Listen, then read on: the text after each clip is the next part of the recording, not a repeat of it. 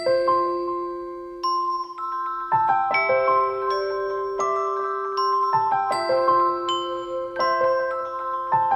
a call or there's something very important, maybe just at least put it on silent so it doesn't disturb. Also, the event is streamed. It's going to be streamed on KUY TV, a local television internet site. What do you call it, Bob? Internet television. There you go. And the link was emailed out to you today, so that will be available there afterwards as well as a recording. Now it's going to be live.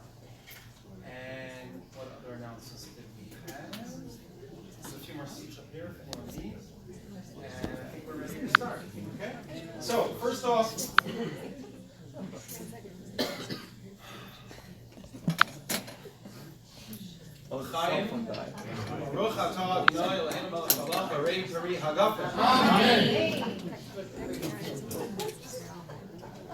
thank you all for joining us. It says when in Rome, right? So if you're at the winery, you gotta have some wine. Actually, tonight is a special night in the Jewish calendar. It's Rosh Chodesh, the beginning of a new Jewish month. We've finished the high holidays and then all the joyous holidays that follow. Sukkot, Sukkot, Simchat Torah, etc. And now it's time for regular routine. So here we are on a regular night, but we're doing something very important. So I'm going to introduce Frank in a moment. One of the things we do after the holidays is we start the Torah anew from Bereshit, from Genesis. And this past Shabbat in synagogues all around the world, we started the Torah right from the beginning. In the beginning of the creation of heavens and earth. And it covers a long period of time, about 1,500 years, just in the first Torah portion. And things very rapidly go from bad to worse, as you know. And there's a first murder, there's promiscuity, there's jealousy. There's a lot of bad that happens right from the get-go. But interestingly enough, God banishes Adam and Eve from the Garden of Eden, but he gives them another chance, gives them an opportunity. In the process of reconciliation, of teshuvah, of reformation, of making changes, and it's always been that way. We mess up, but we come back and we make amends. And this week's Torah portion of Noah is where the world came to such a place where God says, that's it. We got to wipe it off.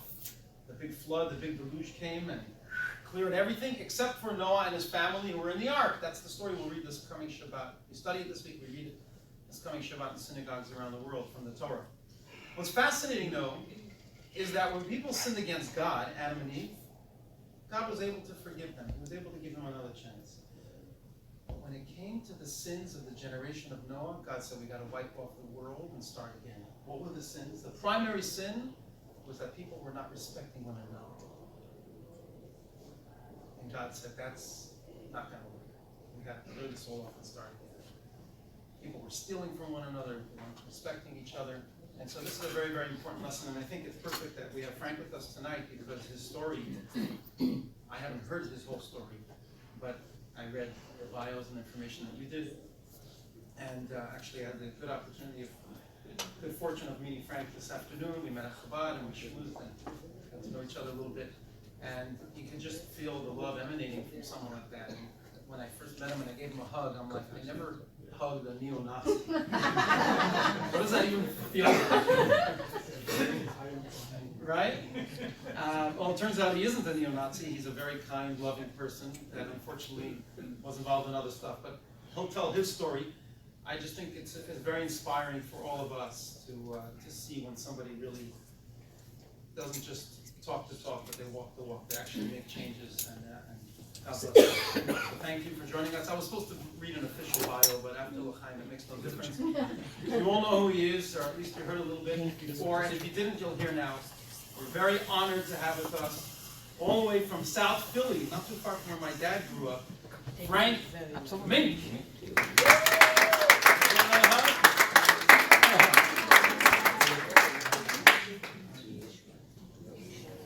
All right, so my name is, now has been given, is Frank Mink. We'll get to the last name in a little bit. But the reason why my name is Frank Mink and not the name I was born with, I was born in Dago. I was born Italian. I was born with an Italian last name. My dad is a Rocky Balboa lookalike guy. So he owns a bar and he breaks people's knuckles and he's a great guy though. He'll help you up off the ground, beat you up, you know. So I grew up with a real tough dad, and I really didn't get to see him much. Well, my mom left him because my mom was just a drug addict and he was just a drug dealer, and that's how they met, and that's the way it was. And, my mom liked the bad boy, and my dad was that ultimate Italian bad boy in the 70s. Again, he was Rocky Balboa. So, my mom really was into that, and so they had me in this drug-fueled, alcohol-fueled relationship. My mom leaves him when I'm about 2 or so. We lived right in the projects and all that stuff, and up in Southwest West Philadelphia. So my mom moved me back to South Philly with her, with this little Dago kid in tow. I mean, that's what I was. I was just a Dago kid. I was Frankie Bertolini, and I lived in an Irish neighborhood in Philly, which doesn't go well. So they take away they take away Bertolini while I was learning how to write my letters at Catholic school at the time. So it was great because Bertolini is like a longer name. So when they told me to write Mink, I was like, that's what's up. It's got 2 of the same letter. I was like, this is easy. So I was just more worried that I got less letters that I wanted to write my last name. So Mink isn't Irish, but it wasn't Italian, and that was close enough. That's good enough in our neighborhood. If you're not a Dago, you know what I mean? If you're not a Dago or Puerto Rican, you're okay in our neighborhood. And so now my mom was on welfare as a kid. I have no shame in that now. When I was a kid, I was totally shameful of me being on welfare and getting food stamps. They didn't have the EPP credit card. They had this little neon booklet of money that was neon colored. It said, whenever you pulled it out of the store, it said, hey, look at this guy, he's the poor kid.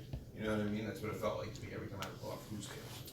And in South Philly, where everyone knows your business, I mean, we're all related down there. We all know each other. I mean, it's a big community, 100,000 people, but we kind of are all intermingled with each other, are in interfamily with each other. You have 1,000. He starts to tell me he's going to beat the Italian out of me. Like, that's his job, is to beat the rest of the Italian out of me. And then he'd always say something about my dad, even though he didn't know my dad. And he used to tell me that I was, and it's in my book, you know, he used to call me his prisoner of war. We were at war over my mother and her love, and I was always a prisoner of his war. And I mean, I was grounded in my room for 3 months easily, and I'm not trying to look for pity, I'm just telling you, I'm not giving you an excuse for who I am, I'm just giving you an explanation. Yeah. When I would come home from school every day, so I was always grounded, and he was always home. My mom worked, the after school hours, so she would just be me and him home for about 4 or 5 hours every day, waiting for me, and he just would wait for me. My goal every day was to get hit by a car. Because I only had 2 blocks between me and my school, so I had 2 chances to get hit by a car. And now everyone in South Philly gets hit by cars. It's like the thing to do. I mean, and it's always your cousins that run you over, so you can't even sue anybody. You just get run over right now. You go to the hospital for that. What I wanted to do, I wanted to go to the hospital. I would rather go to the hospital than go home.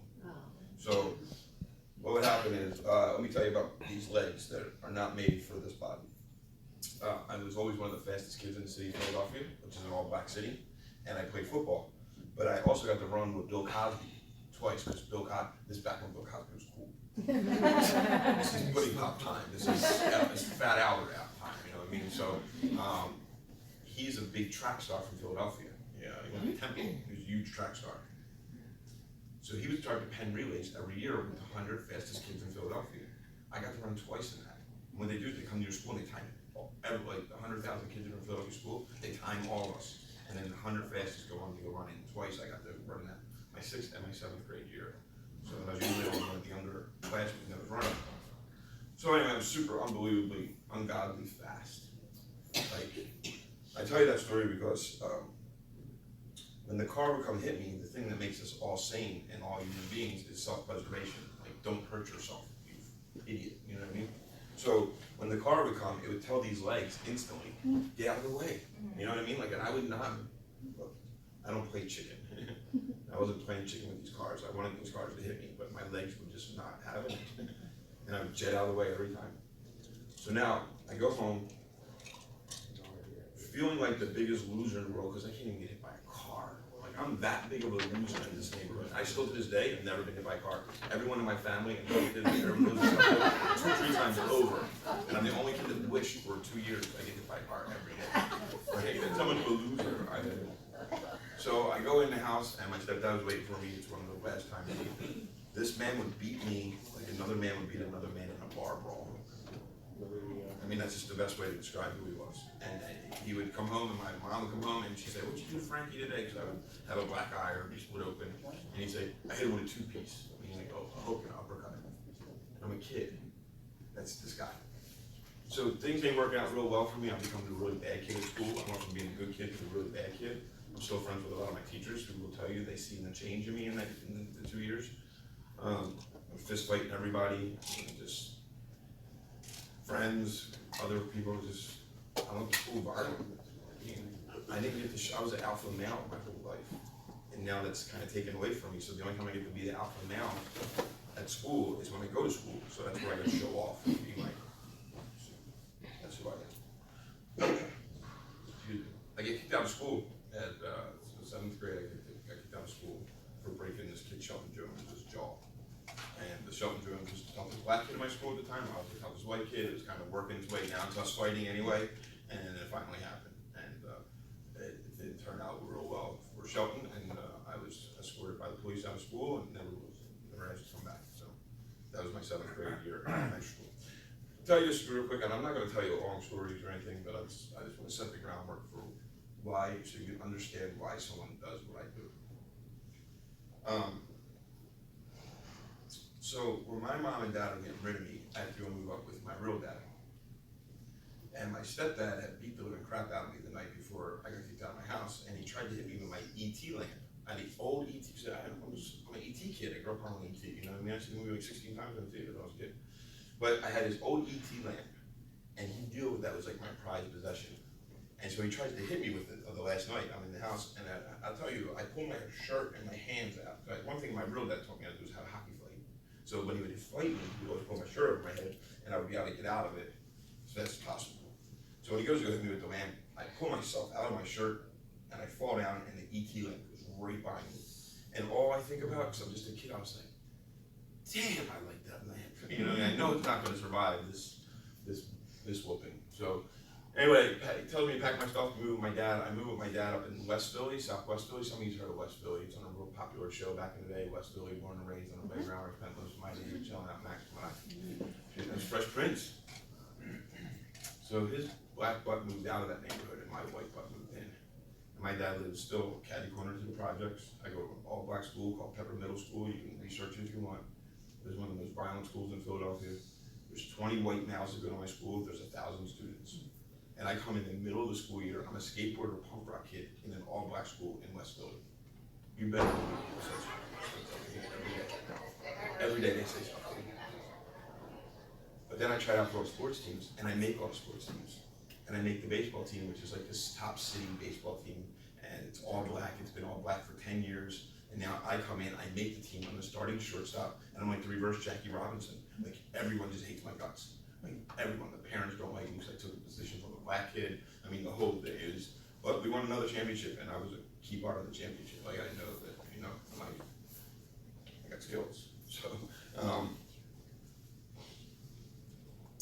my school though, when you went there, I didn't go to school every day wishing like, oh my God, I hope I get that girl's number, or I hope I pass this test. I went to school and said, and this is no, every day I thought, I hope I at least can fight one-on-one. Just let me get a chance to at least get a one-on-one fight, a fair fight, before everyone jumps in and whoops my ass. That's what I thought about every day. I think that was the best you could do. So I stopped going to school altogether. I just stopped. It was April, beginning of April. We won the championship. I stopped going to school, and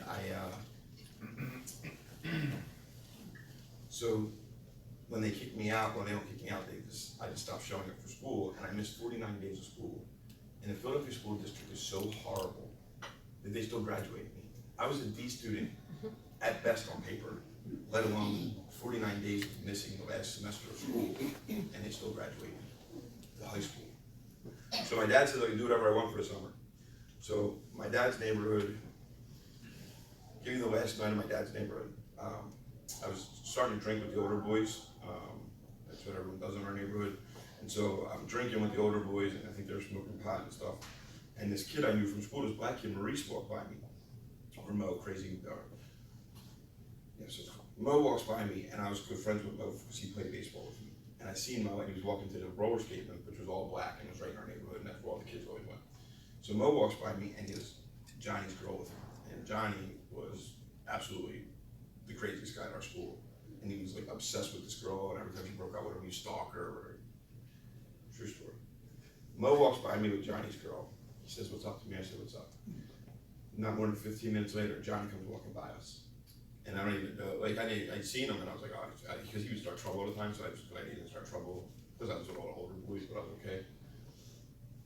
And he walks down and he shoots Mo right in the head, right in front of the school, right in front of the skating rink, right? So we all run away, and when the cops came, because the cops wanted to question everyone, they could see the shooting, but we all been drinking, so all the older boys were like, run, you know, so we all run. This is how powerful alcohol is in my life. Up until that moment, I hated my neighborhood, I hated that we were on welfare, I hated my mom, my stepmom, not my mom, but my stepmom was a crack dealer. My dad has a bar where he just deals out of the bar, it's the whole thing.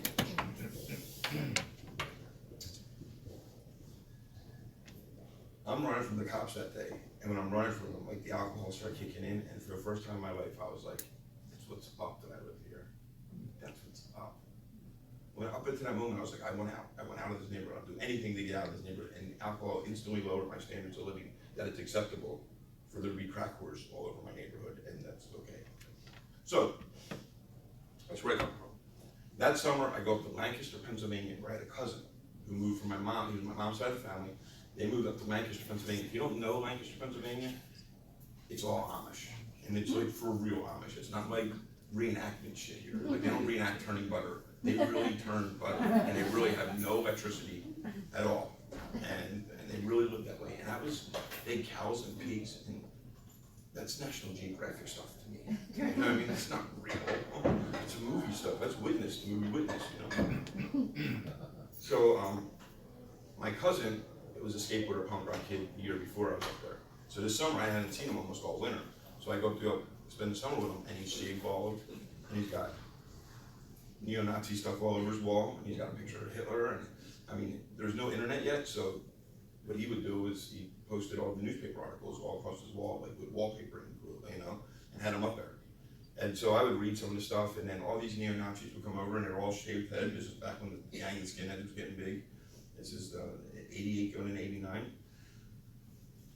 All these big bad skinheads would come over, and they had swastikas tattooed on them, and they have cars, and they have girls, and they bring beer. They're totally cool to me. You know, they had fight stories, totally cool. And then my cousin would always say in front of them, like, in front of them, all these people, you'd be like, yo, my little cousin right here is growing up in one of the worst neighborhoods in Philadelphia right now. And all these farm boys who are neo-Nazis, now they're not Amish. Amish people don't become neo-Nazis. Amish people are, you know, pacifists. But all these boys that live up in them areas, they couldn't believe that I see black people like that. Like, I remember one day there was this girl, you all had this girlfriend or a friend in your life, the girl that, like, she doesn't get along with other girls, she only hangs out with dudes because other girls are all B-words and I don't get along with them. Kind of queen bee girl. Well, there was one of them that hung with us, her name was Terry. Terry's drinking and she stands in front of me and all the guys are showing me attention and we're like, hey, so she stops her and she goes, so you're gonna tell me that you take the bus with black people every day? I'm like, yeah, chick, I gotta get on the L train and take the L train to school through all West Philly. Like, you gotta take the bus. And people think, oh my God, did you really think that? Let's reverse the roles. When you sit her down and stand in front of her, you're gonna tell me you see Amish people every day? She's seen Amish people every day. That's crazy to me. But what that did to me is if I walked in my parents' home, I could have a black eye, I could have a stab wound. My parents ain't even gonna say, like, how's your day going, son? Are you okay? Because they were too busy in their own worlds to deal with this kid. And that's the truth. I would never come home and I never heard, hey son, how was your day today? School good? What you learned? How's that girl you like? I never heard any of these words. When these skinhead guys would ask me what's it like growing up around black people, it was someone saying, how's your day? How's life, kid? I tell them, freaking sucks right now. It really sucks. So all these skinhead guys would always come over, and my cousin's house was kind of the hangout house, and one night they take me to a concert hall. As we go to this concert hall, I still have this little skater haircut, and as we go into the club, I noticed everyone's afraid of him. And every time they would get in these fights, everyone was afraid of him. And I loved that. I absolutely loved that. Up until that point in my life, I gotta be real, I was a 14-year-old athlete who can hold my own pretty well. But really, I was just a scared 7-year-old who feared everything. I feared my parents. I feared my school. I feared my step-parents. I feared if I was going to have enough freaking food to eat today. So when someone fears me, I absolutely love it. You know? I absolutely love it. So that night, they take me back to his house, and we're all hanging out, and this guy slapped me in my hair, because I still have my little skater haircut. I had like the early 90s skater, I had it going on, you know what I mean? I had like this skater haircut and stuff, and this skinhead dude slapped me in my head and said, when are you gonna shave this off your hair? When are you gonna shave this off your head? You know, we can't always just be standing next to you to protect you, you gotta represent, you know, whatever. And I was like, I'll do it now if I could. So they take me out, and they start shaving my head, and every guy that was there that night took turns with the clippers. One guy would do my one row, the next guy would do the next row. So I'm in, I'm accepted it. I didn't have to do no stupid initiations, none of that stuff. They just liked me, you know, I was half smart, and they let me in. So I go to my first neo-Nazi gathering. I got the black-white Latino issue. I got that. I fist fight with those kids. I play sports against some kids. I got the little rivalry there. Then they start talking about the Jews. So, throughout my life, I didn't hear much, never really heard much about Jews. I didn't even know my neighborhood used to be Jewish until later on someone tells me about it. But I did hear things around my neighborhood like neighborhood racism, which isn't okay, but it isn't.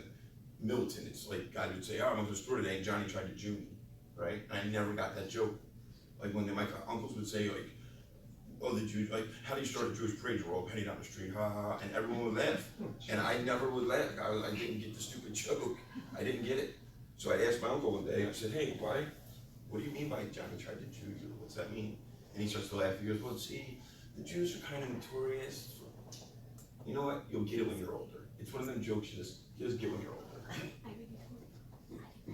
I'm at my first neo-Nazi meeting, and these guys are talking about how the Jews in Israel and the Zionist occupational government secretly funnels money off the Federal Reserve to give to Israel so that they can do the world war on the Palestinians and all this stuff. So that's their breakdown. For one, I'm 14 years old and you're using the Federal Reserve as an argument. I'm 44 years old and I still don't know what the hell the Federal Reserve is. It's just always bad news, so anything you want to tie to it is going to be bad news, right? So,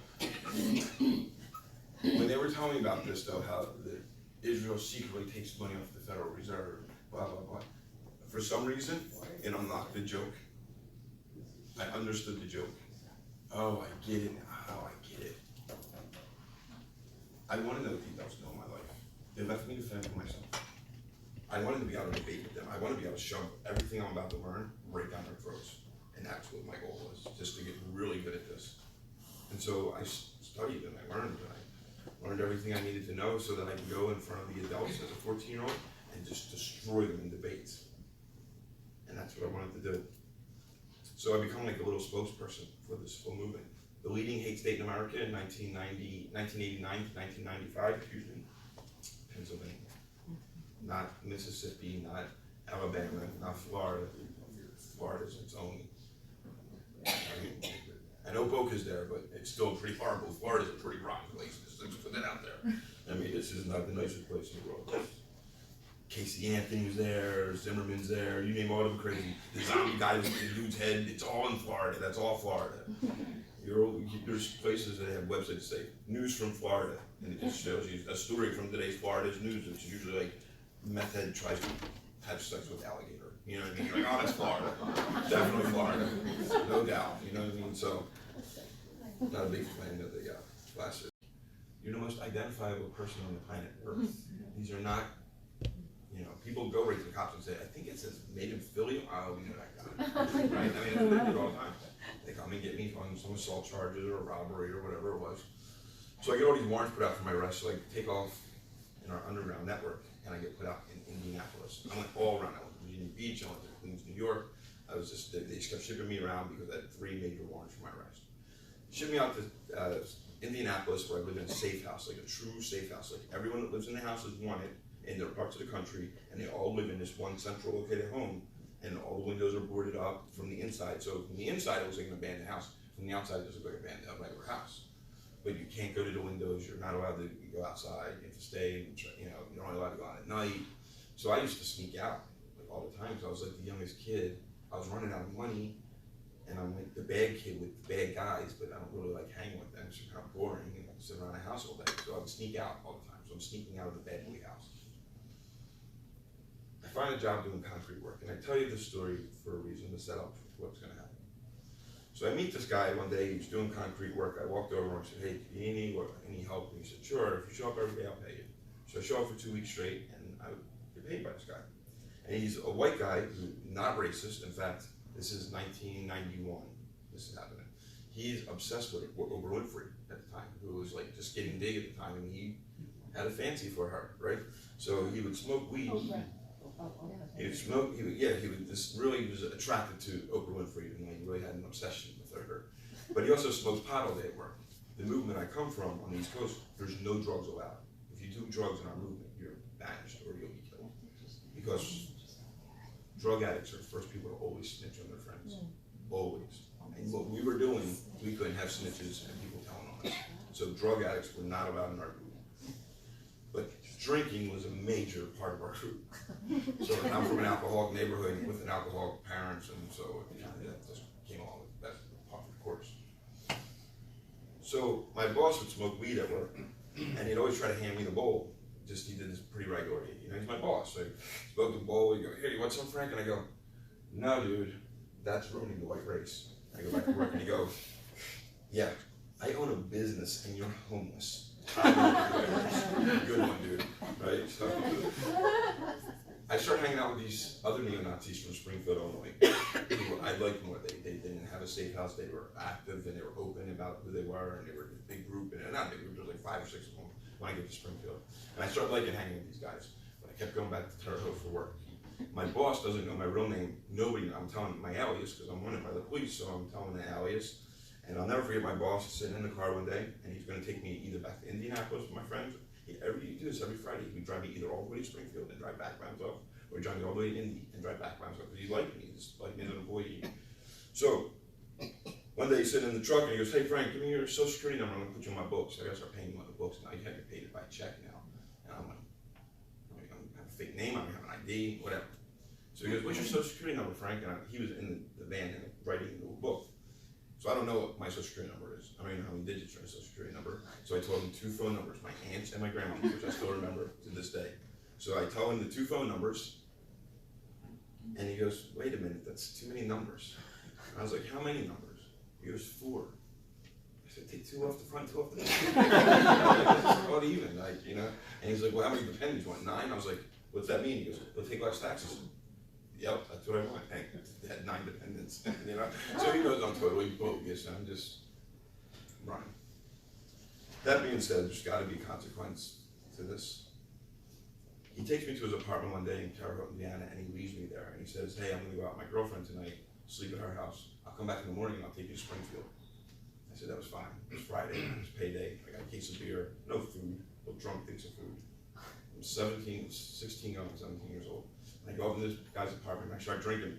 And I start thinking about how nobody in my family has no idea where I am. Not one person, not one single soul has any idea that I'm in Terre Haute, Indiana. Everyone, I'm a John Doe to my boss and everybody else that knows me, I'm just a John Doe. Plus, I'm in Terre Haute, Indiana. So I try to kill myself because it's pretty depressing there, you know what I mean? So I cut both my wrists and I'm all drunk and I'm bleeding all over my boss's apartment. He had a 1-bedroom apartment. So I decided I would investigate the whole apartment while I'm bleeding profusely. So I get blood all over the place. So 2 o'clock in the morning, I realized I didn't cut myself enough to die. It's pretty messy though. So I go out on this back porch that he had, and I'm standing on a little back wooden porch he had with steps to go down. And it's like 2 o'clock in the morning. And the neighbor is downstairs walking his dog with like his daughter or some younger woman, right? And they're walking, and I don't know them. And they both look up at me, and the girl runs. And the dad like pushes her to run. And so they're looking at me, and I'm looking at them like, "What up?" And then he starts to walk to his door, which is the door right in the middle of my boss's apartment. He's never seen me before in my life. It's the first time I've ever been in this apartment. He thinks I killed my boss. Oh, no. So they call the police, and the police show up in the SWAT team and think that I have a dead body in this apartment. So they kick in the door. Well, first they knocked on the door. It's just like cops. Like they knocked on the door, and I was all drunk. So I was like, nobody's home, leave us alone, everything's cool, we got this, we're all right, you know, and they're like, they seen blood on the handle, they just kicked the door right in. I guess they had problems with their calls. So, in that putting the handcuffs on me, they noticed that there is no dead body that they're screaming at me for. Where's the dead body? Where's the dead body? They're screaming at me. And I'm like, yo, you're gonna make my situation a lot worse with the dead body talk. I don't know what's going on. I give them the fake name, which they wound up bringing me to a mental hospital called Crazy Kate's. It's not really called, it's called Catherine Hamilton, but everyone calls it Crazy Kate's. This is where you put all the crazy people. And so they take me to Crazy Kate's and they put me in this lockdown mental juvenile unit on the second floor. And I told the hospital my real name the next day, because I sobered up a little bit, and I said, I thought I had some Dr. Klein privilege here or something, but I talked to this doctor, and I told him my real name, and he turned and told the police my real name. And the police come back to him and say, he's got warrants for his arrest in Indianapolis, in Philly, Delaware, and New Jersey, because I was a tri-state kind of person. So I've already warrants, so that he tells me, and he was a Jewish doctor, I'll never forget that, and he says to me, we think it'd be best if you just went home and went back and faced your charges, and that might help with your depression and your alcoholism that we're diagnosing you as, right? So I'm like, yeah, going back to an all-black Juvie center is the best thing for me to do. But you know, that's not handling my problems. So I called up the skinheads from Springfield, and this, what I'm about to tell you, has been fact-checked and double fact-checked, and even to put it in our book, we had to have it fact-checked 3 times, because what happened in that mental hospital was, I called these skinheads from Springfield, Illinois, I said, you gotta come break me out. They sent a woman who was like a prostitute to come visit me and say she was my aunt. And I drew up a map on my window because I happened to be in the room with the biggest windows overlooking the parking lot. Just happened to be by luck. I'm in that room, the first room, room number 1. So I draw up a map of what window I want these guys to break, because I can't break, it's like double pane glass. It's kind of like these, but it was narrow, very skinny. And I had 4 or 5 of them in my room, from corner to ceiling. So these guys start throwing bricks up on my window, and it won't break. It just makes a real loud sound every time. It's like boom, boom, but it'll get my little dent in the window, but it's not breaking like I imagined it was gonna break. So I put all my furniture against the door to try and stop the orderlies, which are these big men that just come and sit on you and you act crazy. And they're like, you don't act crazy. You're like, nah, I ain't getting off you. And they just sit on you. They just sit on you until you're done acting crazy. So they're gonna come in and come get me, but I put all my furniture against my door. You know, it's like, ha ha ha, I got you. If any of you work in the field, you know that my biggest mistake is all mental hospitals, almost even all hospitals, doors pull open. Because they don't want you barricading yourself in the room. So when they come to my room, they just pull open the door, and all my furniture, my bed, everything's just sitting right there. They're looking at me, I was looking at them like, that didn't work. And they're just like, what are you doing? Like, what are you doing right now? And right then, someone shot through my window. Right, so I see that happen, and I'm like, and I see another one go through, and I was like, I have to time this.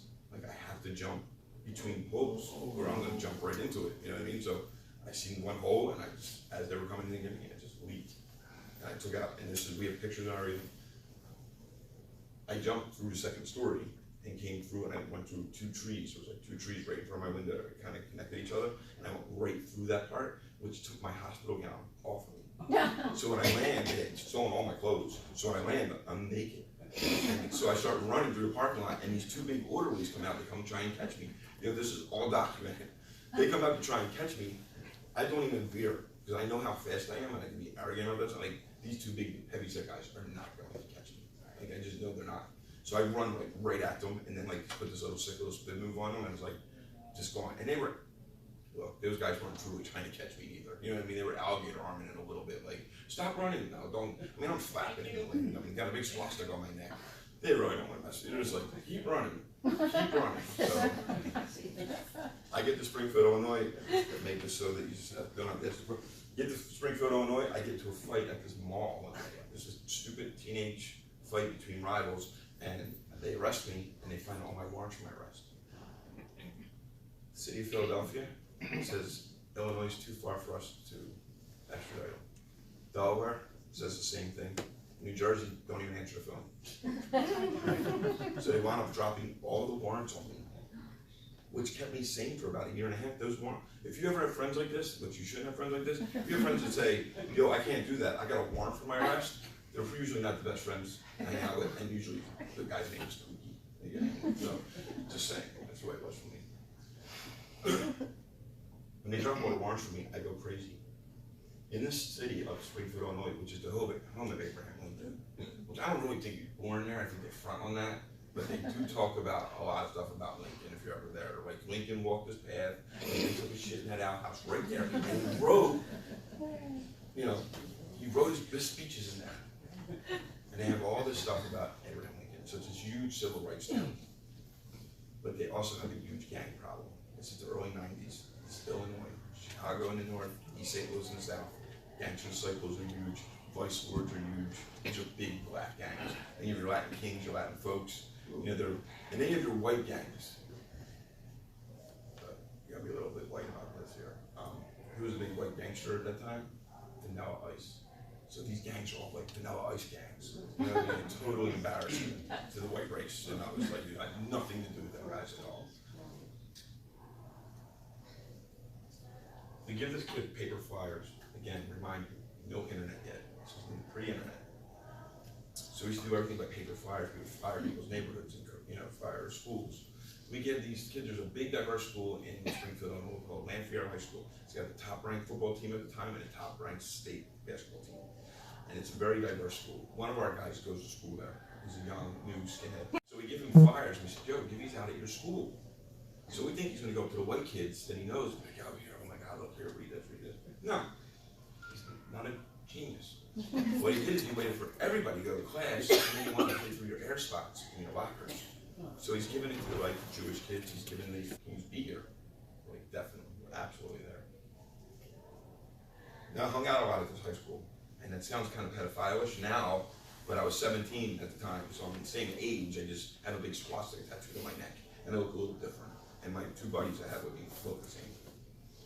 So we go to hang out at this high school, and I tell you this story because of the reason why and how this stuff grows so quickly in numbers is like this. My friend who is part of us is friends with all the skater punk rock kids. Now when you came out of this school, there's a huge parking lot and all the jocks and the preps, and I know we're not supposed to label kids nowadays, but you know what I'm talking about. They're all in this main part of the parking lot. All the gangbanger thug kids all hung on this wall, and all the skater goth kids hung on this grass hill with these trees. So that's where my friend is friends with those guys. So we go and hang out with the skater goth kids and stuff. And I'm talking to this one kid who is sitting on a skateboard, and his wheels are like sinking in the dirt while we're talking. And I used to skateboard, so I said, Joe, while we're here, let's go over there and gangbang. And he goes, say nothing with us here. Let's go over there and take the wall. And you grind there. And this really smart kid goes like this to me. He goes, it's better if we sit right here because these trees act as a radar system for when people throw things at us. And right away, like this kid was like the nerdy but kind of like the good looking like Bieber, Justin Bieber, the skateboarding kids, right? Even though it wasn't no Justin Bieber, he had like thought of it at the time, but whatever, you know what I'm talking about. He's like this, the cute skateboarder kid I'm talking to at the time. And his girlfriend's sitting right there. So he tells me, he sits there, you know, the trees act as a radar system. Within 10 minutes, a D battery comes through the trees. And a D battery that hits you is going to split your head wide open, right? This D battery comes through the trees, and you hear and you can see where it came from because of the radar system. The leaves let you know where the battery came from. So as this battery comes, we all dump, and we hear from the jocks, "Get out of the school, you effing freaks! Ha!" You know, they all start laughing. So the kids are all like, "See, we told you so." And so I wasn't going to let them have that. So I went over to where all the jocks were, and I brought my two buddies with me. Didn't go to the school there. In my brain, I'm homicidal or suicidal. It matters which way the wind blows. That's who I am at the time. So I walk up to where all these jocks are standing, and I thought I knew really, just because for you guys that are in high school, when you do something bad and an adult walks up on you, you just constantly look at the person who did the bad thing. It's just a sign, you know what I mean? You're like, I didn't do it. And then someone else will go, I didn't do it, you know, and looking at the same guy, you know, so it's kind of like that. I had a feeling this big jock hit through the battery, but I lost sight of him as I walked through the pile of people to get to the parking lot. And he popped back up on the side of me, coming out of the two cars. And then I instantly knew that it was my target, so I put my hands right up, you know what I mean? And I was just like, man, I noticed how big he was. He was like an offensive lineman kid, you know, he was a big boy, so I was like, all right, you know what I mean, I gotta do this now, I'm already here. So as I start to come in on him, I noticed he doesn't know how to hold his hands. It's like he's an offensive lineman kid, he can pass block, but I was gonna work him out. I was gonna work right in on him. You know what I mean? He's just standing there. He's like, hey. And so he's like, what do you want? What do you want? And as I'm getting closer to him, and I got my hands up, and I keep on my hand, I'm getting closer to him, and he goes, what do you want? I said, who threw the battery? And he goes, just like this. John threw it. That kid right there threw it. He rats with his friend. And John starts going, I didn't throw it, he threw it, right? And then John started to get physically upset. He's like, I didn't throw it, he threw it. And I knew he threw it. I knew the big jock had thrown it. So now I'm just gonna walk back over to him and sucker punch him as soon as I can. Like, I gotta get advantage a little bit. So I'm walking back over to him, and he'd seen it. But I wasn't coming over to talk this out anymore. This was, you know, embarrassing for me a little bit. I'm going back and forth now. I look like a jerk. He does this to me. Hey, dude, we're sorry. We won't throw no more at them. And he shakes my hand right in front of everybody. Them skater kids love me. Them basketball team and that football team got away with that. That's like Columbine stuff. These kids constantly got away with torturing these other kids because they weren't jocks. And now I'm there. And it's not gonna happen no more.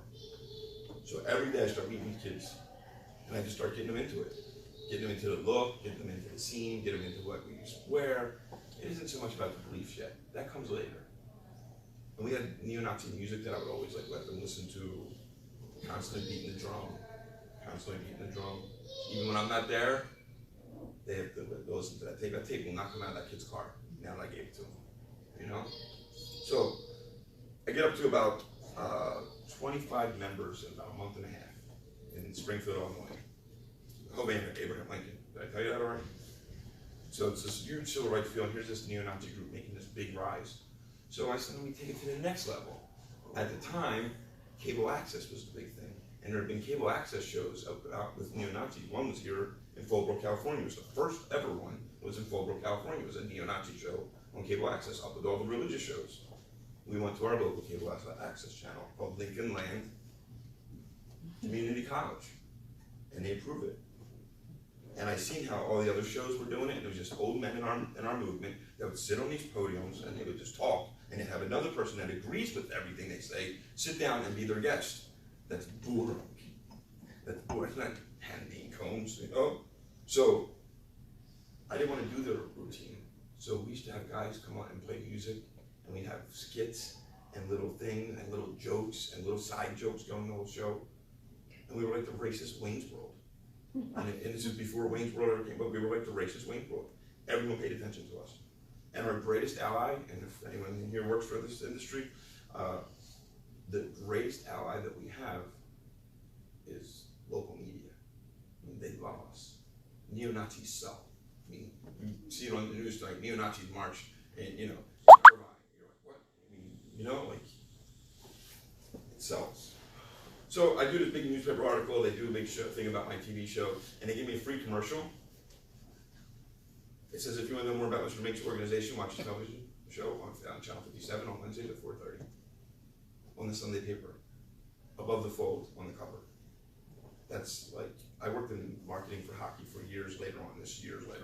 I worked for Anaheim Ducks, I worked for the Dallas Stars, I worked for all, I can tell you, I can't pay a reporter to do it. Above the fold cover of the Sunday newspaper. And they do it for us all the time. Here's another test, just to show you that I know what I'm talking. Watch now, anytime you see when this neo-Nazis or anyone are rallying, you're always going to see that the media is always going to show one thing, their banner that has their website and their P.O. Box number and how to get a hold of them. They always show that. And that's what we want. That's all we wanted. We'll go through 1 million riots to have the New York Times show our banner on the cover of their newspaper. So it's a hard line to tread with the media and that, but it's just the way it works. So with all that being said, you'll see it this weekend because I don't know how they found it, but Steven Spielberg and them found footage of me kidnapping the guy I kidnapped. So and that was kind of like my routine. That was how I handled my business. Like, if you were a rival of mine, real or imaginary, sometimes you maybe didn't really say something. I just heard from a girl who told me that you said something about me in a party 2 weeks ago, whatever it might be.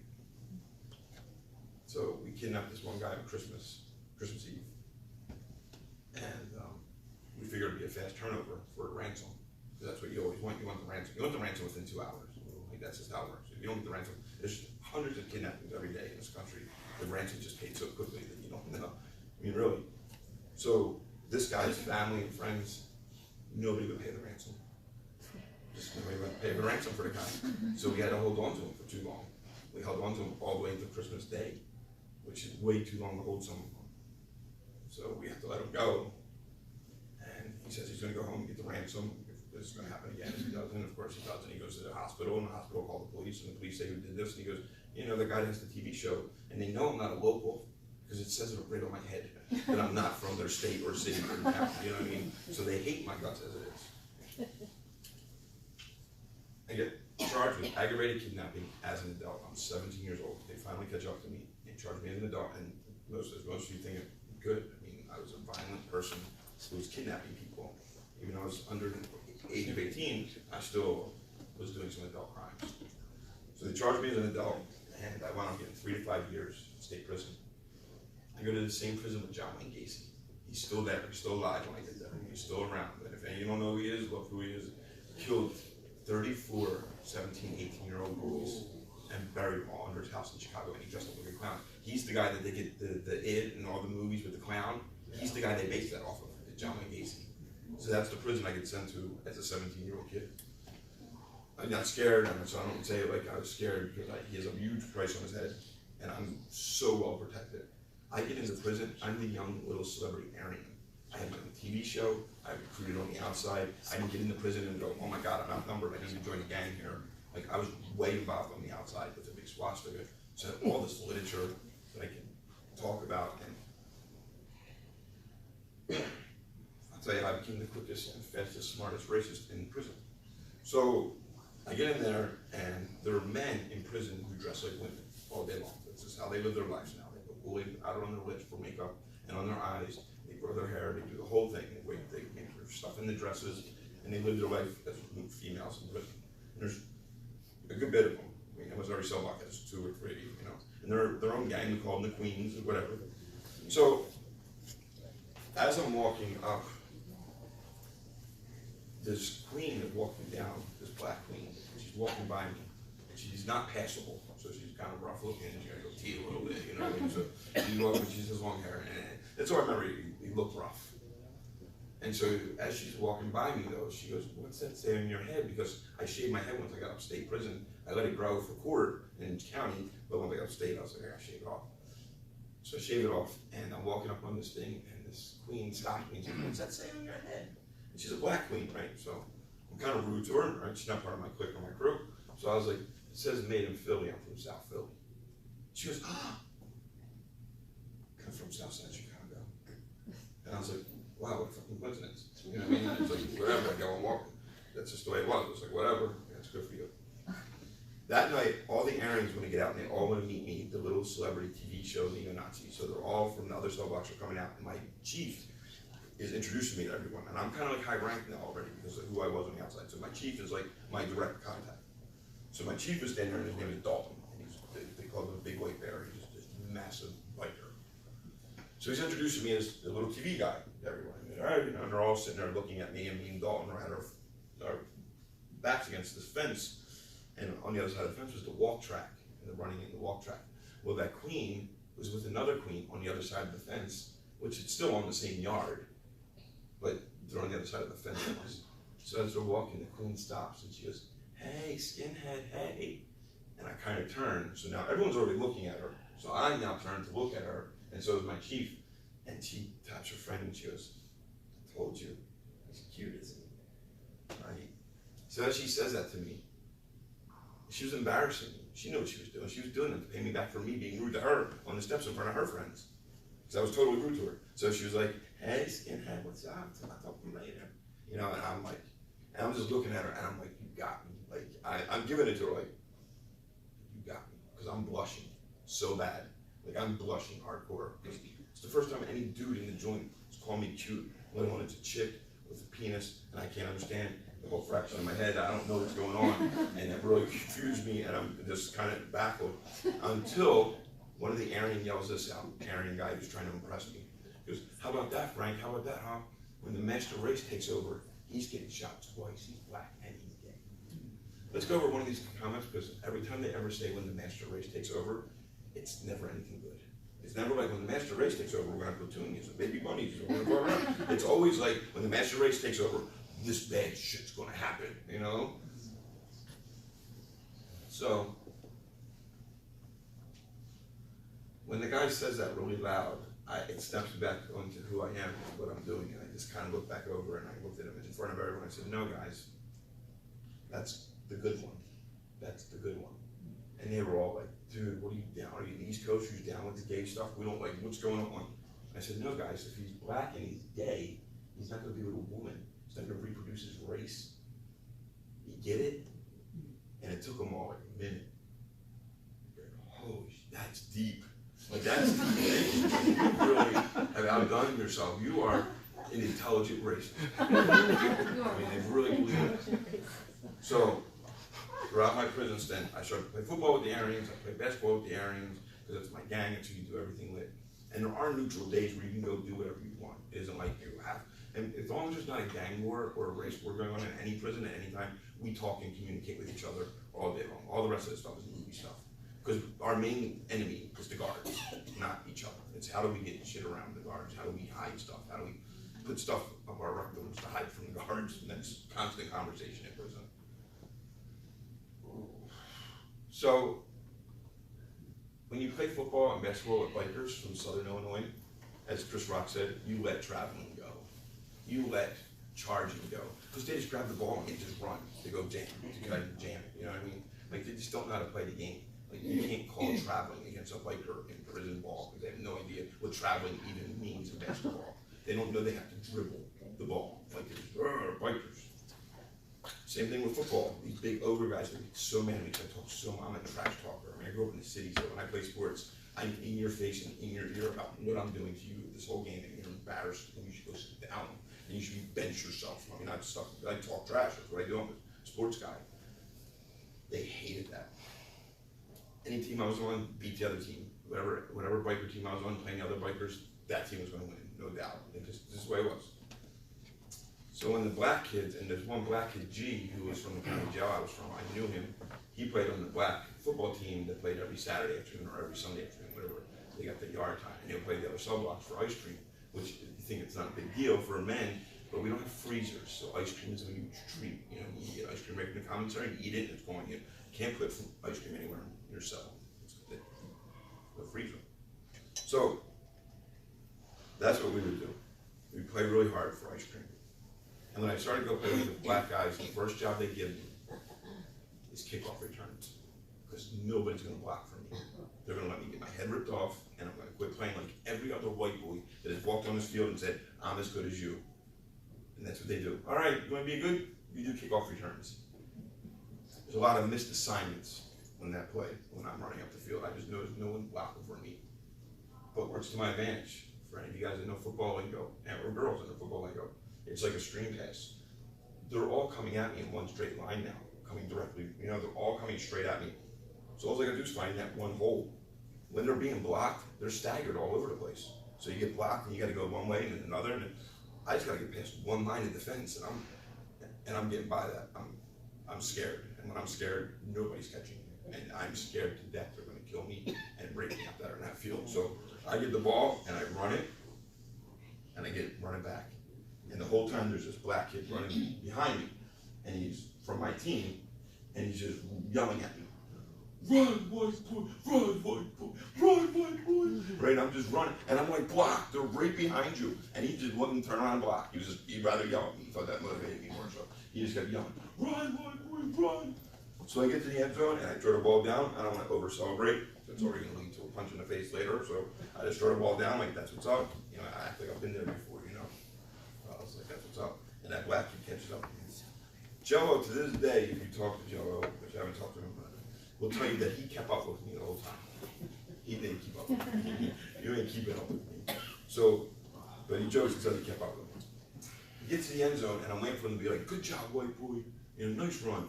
And he doesn't. He comes up to me, and he puts his finger right in my face, and he goes, boy, you run scared. And I was like, I am scared. They're going to kill me. I am scared. I'm scared to death. That's why they're not going to catch me on game. So So then they made me a wide receiver. This group will get this when I talk to, let me just say younger groups. I'm talking wide. They don't get this. My name changed in that prison that day. I started playing football with them. I was always known as Aryan Boy. Frank White is the king of New York because I had an East Coast accent. I was Frank, and I hung with all the white guys, so that was a pretty cool name, Frank White. And then they had like two other like neo-Nazi names for me. From that day forward, everyone just called me Steve. And that was just it. It just stuck. Everyone called me Steve because all the black dudes in our cell started it, and it's everyone just followed it. To where I'd be walking with my Aryans and just walking from shower, and they would go, "What's up, Steve?" And I would go, "What's up, guy?" And they would, "Why do they call you Steve? Like, why?" And I finally was like, "Because of Steve Largent." They all think of me as Steve Largent, the little like wide receiver from the Seattle Seahawks. So that was the only name that they could think of that reminded me of who I was. So they just all stuck with Steve, and I was Steve Largent in prison. So they kind of stereotyped me, typecast me. I did it, but it's what it is. When I'm getting released from prison, I have a daughter while I was in prison. My daughter was born. I'm not feeling that I'm going to change in any way. What's going on in prison is going on in prison. You live your life behind the wall. When you go back out the wall, that's the real world. And I'll go back to being, and I still was in there, a shining example of what the neo-Nazis were. And you're going to ask, didn't the white guys get mad that I played with the black dudes? No, they knew that they couldn't stick with me. So they hated that. And I was always showing everybody up. Like I was getting 2-3 touchdowns a game. So to them, I was the great white hope. Like I was the one showing up the whole national race, running on the football field. And I was just playing football. I got cheap shotted every play. You better believe it. I got cheap shotted all the time. I mean, seriously, every play I was involved with, someone's going to put elbows across the back of my head. It's just the way it is. My daughter's born, and I'm walking on my cell block. I got a free phone call from the council office to talk to my girlfriend. Poor girl, she's 17, having a baby with her boyfriend in prison, and I'm an obsessive nut, like, who you talking to? Who you been with? You know, she's like, I'm 9 months pregnant, and I ain't doing nothing, you know. But I'm an insecure person at the time, so I'd always, who you talking to? Why you talking? So she broke up with me right after she had the baby, because probably the safest place was to break up with me while I'm in prison, right? Because I can't stalk her from there, you know, so she broke up with me there. When I see G and Joe and those guys, they were walking in the cell block at the same time I was walking in, and I was about to yell to all my Aryans who all hung up in this one little spot up on the 48. Anyway, there's a whole place where we all hung out. And I could have just yelled out, like, yo, I had my kid. And I just didn't want to hear what the older Aryans would always say, because they were older bikers. They were like, oh, good, now she's going to lose that baby weight. She's going to leave you anyway. You know, they just say stupid, you know, this stupid stuff. But G and Jello, when I seen G and Jello, no, it was Tony and Jello. It was G and Tony, sorry. Not Jello. Jello wasn't there for this. So Tony and G are walking in, and I was like, yo, dude. And I told them, because I played football with them every week, and they had kids on the way, and they were the same age as me. So we'd always talk about that stuff, you know what I mean? Like babies and girlfriends, and we always talk about girls. Like, what's the last thing you did with a girl? Who was she? You know, we talk about that stuff all the time. So when I seen them, and I was like, yo, guys, I have my kid. They're both like, oh, that's what's up. I mean, it's about that time, you know, because they knew from the time that I was going to have my kid soon. And they're like, that's what's up, you know. And B&G was kind of, he's like, did she tell you what she looked like? And I'm like, yeah, because that's the only thing I asked her the whole time was, what does she look like? What does she look like? And she said, she looks just like you. So I said that to G, who G's probably my tightest dude in there. So I was like, yeah, G says it looks like me. And he's like, oh, that's what's up. He's like, wait a minute. How's she gonna date with that nose and them ears? How's she gonna date you? You know, I was just like, you know, I was like, she ain't gonna date you. You know? So that's just kids being kids.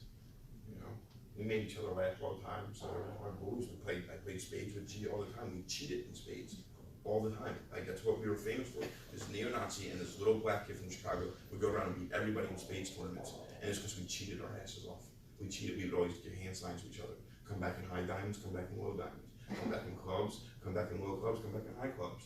I mean, we had thousands of hand signs. We changed up all the time so we could keep winning peanut butter and jelly sandwiches. When I'm being released from prison, I don't get out of the gang like they make in American History X. This doesn't happen. And I get out, I'm gonna go right back to doing what I was doing, being what I was, and I'm this head guy. I go back to Philadelphia because my ex doesn't want nothing to do with me, and it's a whole big mess. And so I go back to Philly. When I go back to Philly, I've been there maybe 2 or 3 months, can't find a job. Why can't I find a job? because of aggravated kidnapping on my record, a swastika on my neck, and tattoos says Made in Philly on my head. These ain't good people skills. These ain't HR things, you know what I mean? Like, you're not getting hired. A buddy of mine came to me, and I was having some issues on some of the rhetoric, but most of them, like the black and Latino issue, like I kind of like, all right, we're all equal. But I still hate the Jews, and it keeps me part of this group. And plus, I keep my seniority. I went up to the seniority. I earned it. I went to prison and I shut my mouth. I did everything I was supposed to. This is mine. This is mine to run. Can't get a job, and a buddy of mine says he can give me a job working at an antique show in the Cherry Hill, New Jersey mall, which is the oldest mall in America, by the way. Just a fact. And I say, yeah, I'll take the job. He goes, it's $100 a day. I said, yeah, I'll definitely take it. It's 3 days, the weekend. So show up, and right before I show up, my buddy goes, yo, the dude that owns this company, straight Jew. Straight Jew. And I was like, okay. I said, I don't have to talk to him, do I? And he goes, no, I told Keith all about it. And Keith Crookston. He goes, I told Keith all about you. He said he didn't bring red face. What you believe? Just don't bring his furniture.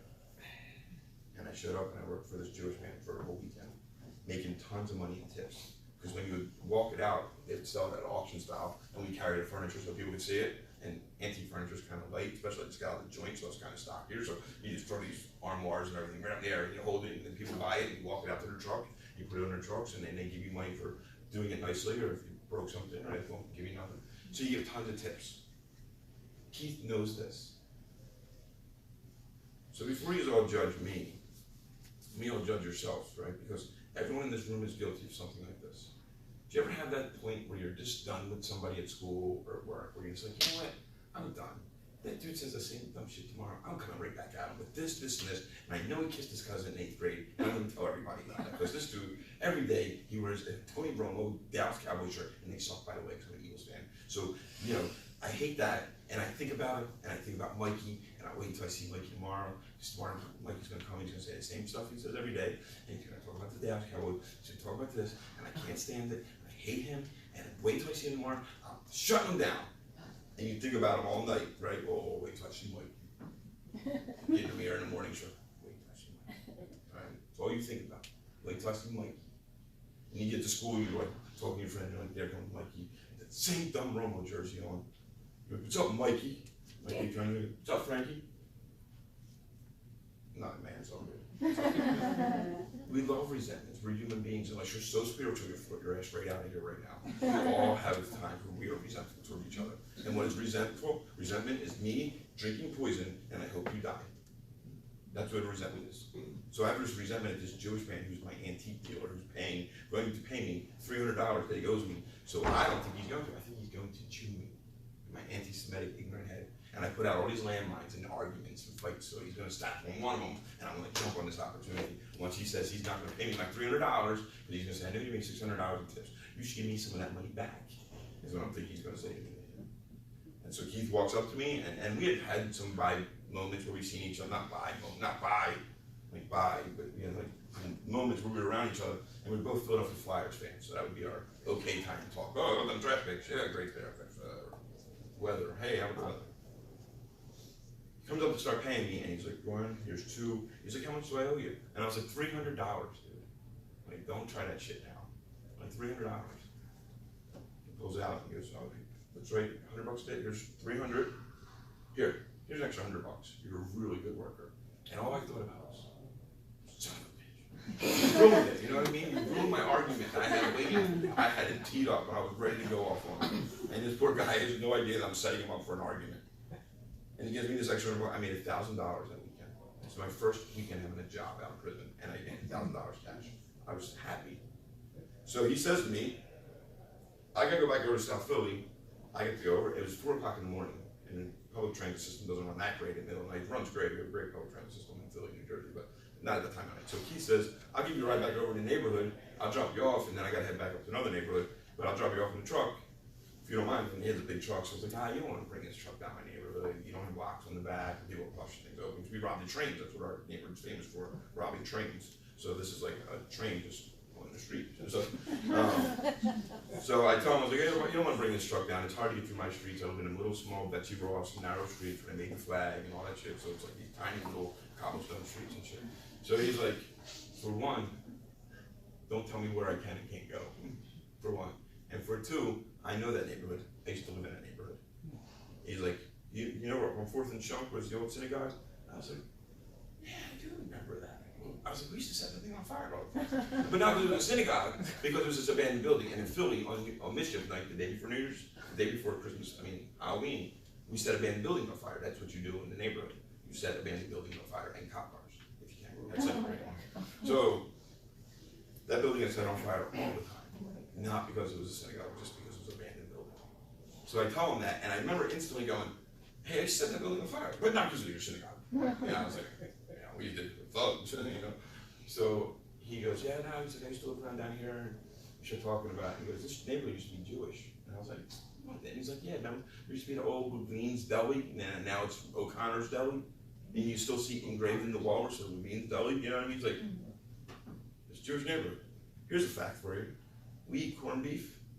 That's our big thing to eat on St. Patrick's Day, Irish. It's corned beef. There's not corned beef in Ireland. They never heard of it. You know who gave it to them? The Jews. The Jews gave it to the poor Irish when I got off the boats. That's how it became our meal in the Irish neighborhood.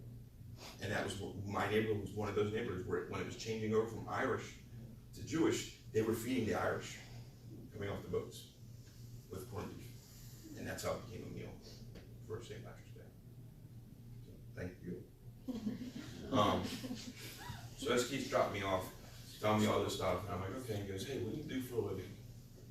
I was like, dude, I got a swastika. I swear to God, I have a swastika on my neck, dude. I don't do much. He's like, well, you're a really good worker. Why don't you come work for me? And I went and worked for this man. In his storefronts, he had 2 major storefronts and 2 big warehouses where he got all the stuff refinished. Every week he had to have 6 dining room sets and 6 full bedroom sets, mahogany, 1940s to 1930s, done. He'd have 3 sets done every week to put new into storefronts because we had sold off the other ones. So it's a constant moving business, and I'm part of it, and he's teaching me all about it. I drive in a truck with him all the time to go pick up stuff. And at the time was the O.J. Simpson trial. So I got to sit there and I would read the O.J. Simpson trial to him in the truck because we're driving from New Jersey. We have much to look at. Garden State, my ass.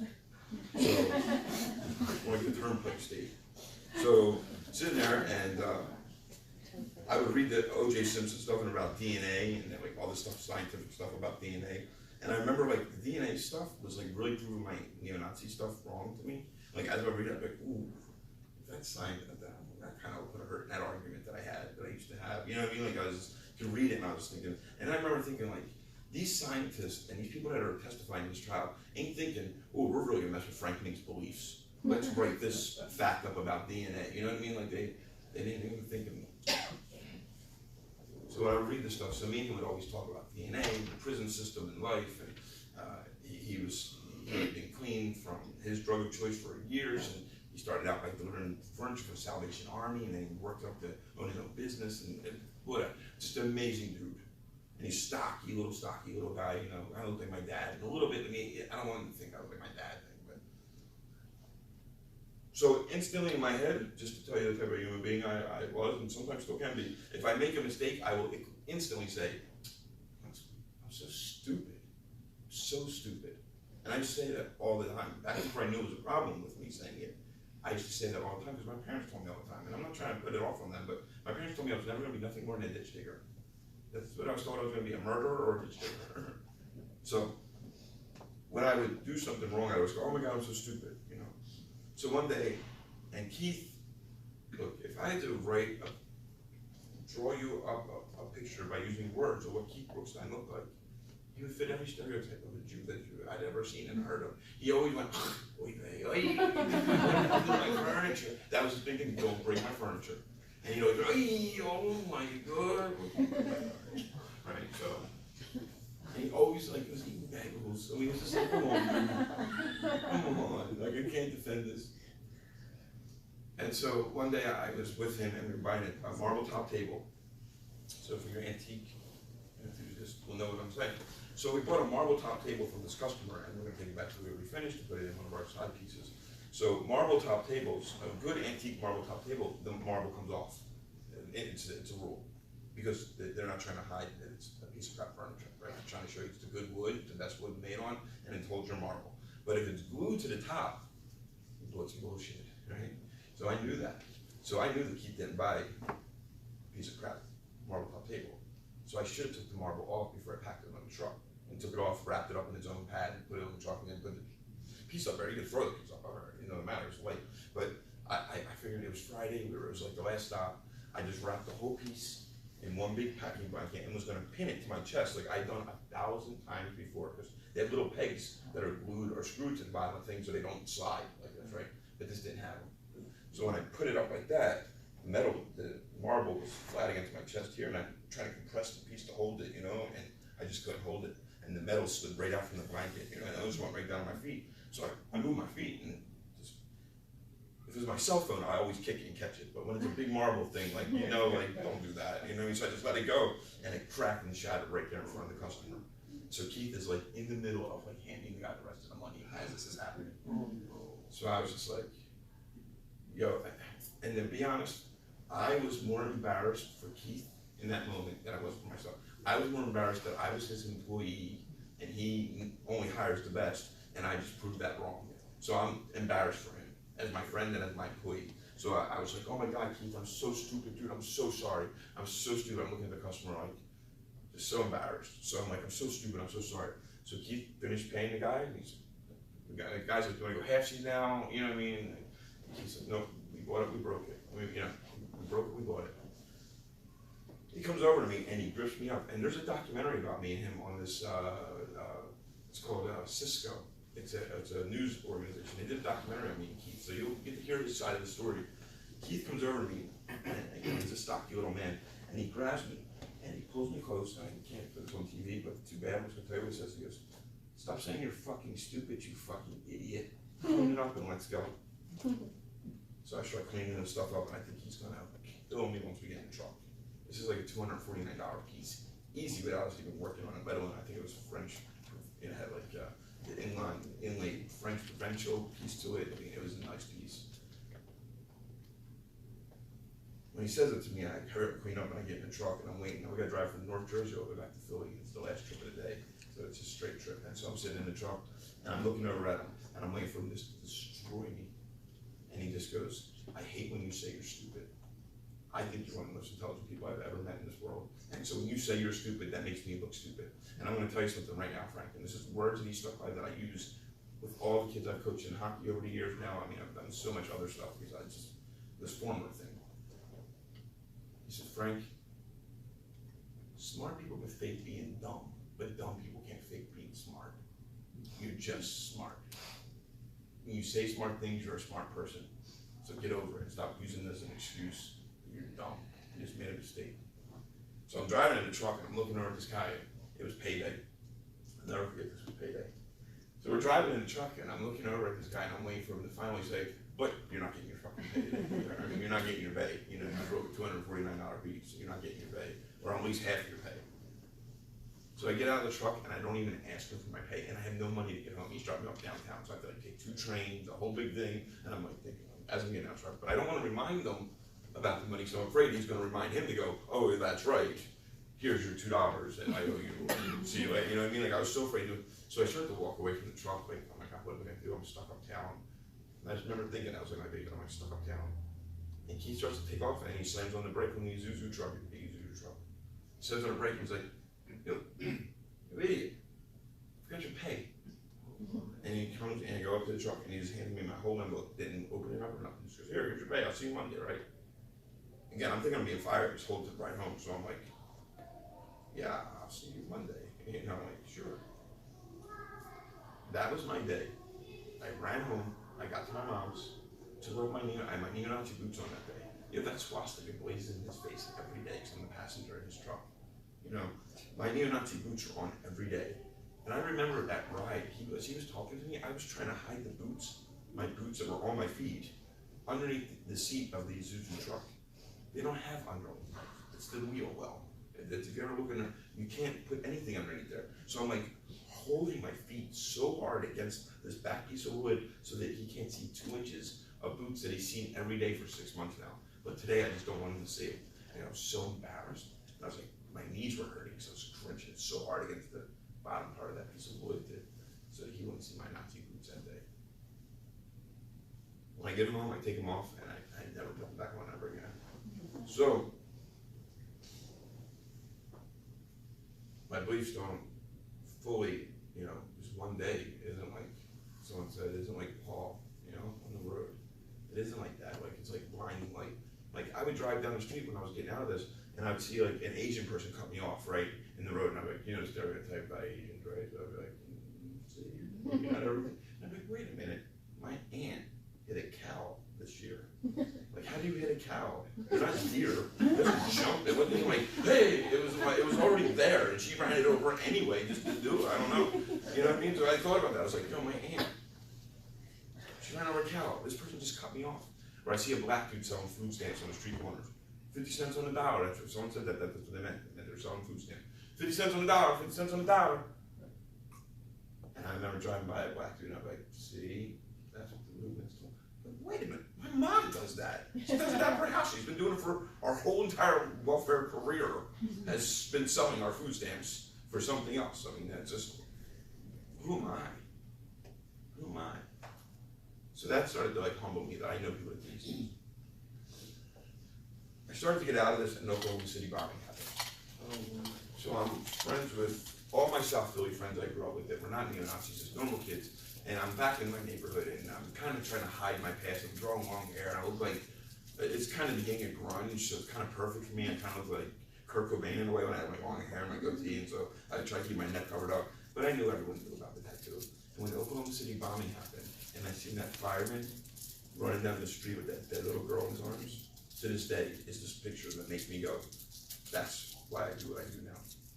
Because I preach the same hate that Timothy McVeigh totally fed off of. Absolutely fed off of what stuff. In fact, he got caught with a book, Turner Diaries, was in his car when he got pulled over. That's like our neo-Nazi book on how to start a race war. And one of the ways is by blowing up a federal building, exactly the way he did. So while all this is happening, I don't know Timothy McVeigh, but I thought I was going to know who did it. So on Monday, they'd already caught Timothy McVeigh, but I had such a mark on my soul. This isn't like saving my ass from my street cred. I was already off probation and parole. I just wanted to save my soul. I mean, I had a really bad karma score in this world. Like karma that could not just be all paid back to them. So I went to the FBI and I told them everything. I said, here's who I am, this is what I do. And they knew all the answers to they asked me questions for 4 or 5 days. And 90% of the questions they asked me, they already knew the answers to it. They were seeing if I was gonna lie. See if I was either going to do this. I was the biggest, baddest neo-Nazi that ever was, or I was still home in the car with the bad guy for a ride for 7 years. So I told them all the truth. And then they brought me to a group called the ADL, which I did not really find the ADL very fondly, because they did a lot of stuff to track us and did stuff behind, So I went to the ADL, and the ADL and FBI got together and were like, this is probably the most sincerest guy. And this is their words, I'm not going to make power. They went and said, this is probably one of the most sincerest guys we've ever seen get out of this movement. He has nothing hanging over his head. No probation, no parole. There's tons of interrogation room changers. There's thousands of interrogation room changers. Once you get your ass in trouble. Oh yeah, no, I'm not part of that no more. Oh yeah, he does this, and I just shut my mouth and did my thing. So when I was coming at them, they just couldn't believe that I was sharing what I was sharing. And it was all the inner makings of why people get into being a neo-Nazi, why people get into extremist groups. We're egomaniacs with no self-esteem. Egomaniacs with no self-esteem. That's why juvenile halls are full of kids. Doesn't matter what color they are. They're full of kids just like me. Why'd you punch that dude in the mouth? He tread on my sneakers. So you punch him in the mouth, and to them, it's a legitimate answer. Yeah. He disrespected me. Because your self-esteem has no room, because your ego is so big to say, F that guy who tread on your sneaker, you're still cool. He's not. Look at the girl he's dating. You're cool, Frank. Don't worry about it. I never thought about that stuff. I always thought about, I have to retaliate instantly for disrespecting me. And that's what bullies, terrorists, white supremacists, we're all the same makeup. 14-year-olds, because 14-year-olds across the board from Islamic extremists to white supremacists. The age of 14 is huge with males, because it's where people are starting to say, stop crying, stop crying. Go be a man. Oh, listen to what you're saying. Listen to what you're saying. You're stuck in that little trap of, be a man, but listen to your parents. I don't really like what my parents are doing. So, I get out, and I didn't want to be one of these guys. There was only two of us out at the time. In the whole movement, there was only two of us out. One on the East Coast and one on the West Coast. I was the East Coast guy. The West Coast guy is no longer active. His name is TJ Lyon. He did a lot of great things, but now he got brain cancer just recently and can't speak anymore. But now there's tons of formers anymore. But there's just me and this guy TJ for a long time. But I didn't want to be a guy that went around and go, look, I used to do bad shit, now I don't do it anymore. Look how great I am. You know what I mean? That's like the guy who goes, I'm so humble, let me tell you all about it. Right? You can't, like, I'm not much, but I'm all I think about.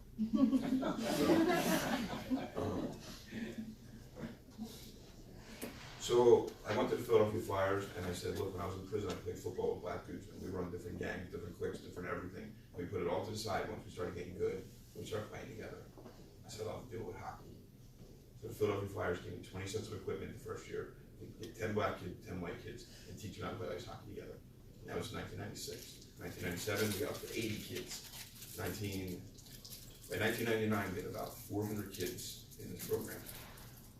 Now it was more geared just towards getting more minorities into playing the greatest game on earth. So now that Ed Snyder Foundation has helped over 10,000 kids, and it started with me starting the program with him in order to fill up Friday. Then I went on to go do it for the Anaheim Ducks. I went on to do it for the Dallas Stars. I worked in all their farm systems. I worked in the Minnesota Wild's AAA division and coached and won 10 national championships as a hockey coach. So I run my hockey teams like I do a street gang. Everyone has a job. You have the guys who stay on the street corner. That's your goalies in your corner, in your D. Then you have your guys who are your marketing guys, your pusher guys. And that's my defense. That's my forwards. Look, you can give me 5 superstars of the league and put them all on one team. I'll probably tell you right now, I'm not going to win a championship with them. You give me 10 to 12 coachable players, you win a championship. Coachable. So they say, make sure you stay teachable. Don't be a schmuck. Don't be a know-it-all. What's the one thing a know-it-all doesn't know? That nobody lets you know it all. It's the one thing they don't know, and it's the most important thing about being a know-it-all is that nobody likes to know it all. So I started to coach hockey and get all this stuff going. And so now, the last thing I'm going to talk about is because you're going to say, well, why do you come and tell a bunch of Jews this story? So about 5 years ago, I'm doing this documentary on religion in the state of Iowa. In the state of Iowa, if you don't know, because everyone just flies over Iowa, but it's actually the biggest caucus state, so it's always huge in politics. And we also have marriage equality way before your asses had it. Like, we had it like 15 years ago. Anyone can get married in Iowa. They don't care. They're like, just be happy. So Iowa's kind of cutting edge in a way, too. So marriage equality, yeah, they never legalize weed yet, so they'll get there.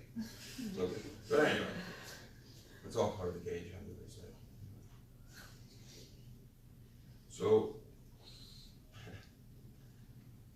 I go to do this documentary. Okay, in the state of Iowa, the Maharishi University is there, where people come from all over the world, 10,000 people a year come and live in a small town called Fairfield, Iowa. And it's where celebrities and all go, and they go to learn how to meditate in T&M, and they have big things in colleges, and it's all taught. So, they have the first, longest, and oldest standing Muslim mosque is in Cedar Rapids, Iowa. It's called Mother Mosque #1. It's the first mosque. That's in Iowa. So they have all these like spiritual things that people don't think about in Iowa.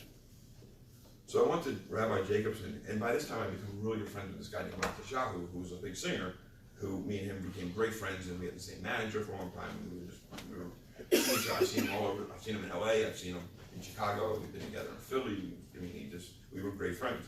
And he used to always say to me, we'd be talking stuff about like neo-Nazi stuff and comparing the Torah, and he'd always go, "You look Jewish. You're a Jew." And he's like, "I'm not." He's just not that Italian. So we go through this documentary, and this old Rabbi Jacobson in Des Moines, who owns Maccabee's Deli, who's like the most Orthodox person I've ever met, but if we put that out there. And so we're doing a documentary, and he keeps going, "You're Jewish." He said, "And you just look, you're just Jewish." And he goes, I don't know how you got in that neo-Nazi stuff. You look Jewish. And he's like, and I asked you the other day, he goes, I got your name, and my name, M-E-E-I-N-K, the only people in the world with that name is my family. There's no one else, you'll never find anyone who has that name. There's Maliki and Miliki, and there's no M-E-E-I-N-Ks together. So he goes, it's Dutch Jewish, right? And it's on my mother's side, because my mom, whose family are from the Irish neighborhood, I remember my grandma Mullen was 50% Jewish now when we were kids. I remember her being, that's my mom's great grandmother, my mom's mother's mother. And she wasn't a Mullen by birth. When the neighborhood had changed, some of the Jews that stayed and just converted to Catholicism. And that was like my family. They just all just fucking stayed and converted over. And my grandma Mullen and my grandma Ann were one of the ones that did that. So we start researching it, we find out my name is Jewish, right? And so then I'm like, all right, I go to Rabbi Jacobs, and I'm like, dude, how do I explain this in life? Like, I used to be a neo-Nazi, now I'm a Jew. Like, I don't get it, and what do I say? And he goes, you got the easiest story. Frank, you're just a proclaimed self-hating Jew. And you'll be fine. You'll be a Jew-boo by next week, right? So he starts to teach me, and I go to my first Seder, I do all this stuff, which took like 7 hours. I was so hungry the whole time. And I'll never forget that. They're like, oh, just don't eat. Oh, you'll eat when you get here. Like a piece of chicken every 2 hours. Like, he's dinner, like, I was starving, right? And he's telling all these stories, and he's getting drunk. And I'm like, dude, you told me a story already. He's like the drunk guy telling the story 2 times, you know. Now the girl's even prettier. So I was just like, all right. I go and I get, you know, by my own making and my ex-wife's own making, I go through a horrible divorce. Horrible divorce. And we get divorced, and I'm just living in Des Moines, and I'm like, what am I going to do?